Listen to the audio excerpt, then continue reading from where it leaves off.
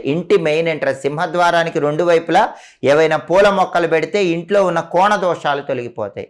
ఈశాన్యం, ఆగ్నేయం, వాయువ్యం, నైరుతిలో ఎలాంటి దోషాలున్నా అవి తొలగిపోతాయి, ఇంటికి అదృష్టం కలిసి వస్తుంది. కాబట్టి ఇంట్లో ఈ ప్రత్యేకమైన జాగ్రత్తలు తీసుకొని ప్రత్యేకమైన వస్తువులు ఏర్పాటు చేసుకోండి.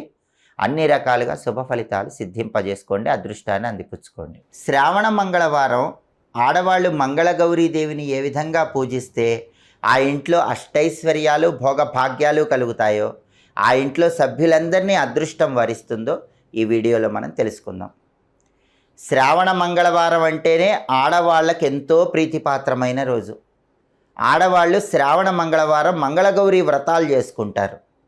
శ్రావణ మంగళవారం మంగళగౌరీదేవికి సంబంధించిన ప్రత్యేకమైన పరిహారాలు పాటిస్తే ఇంట్లో సభ్యులందరికీ అష్టైశ్వర్యాలు, భోగభాగ్యాలు కలుగుతాయి.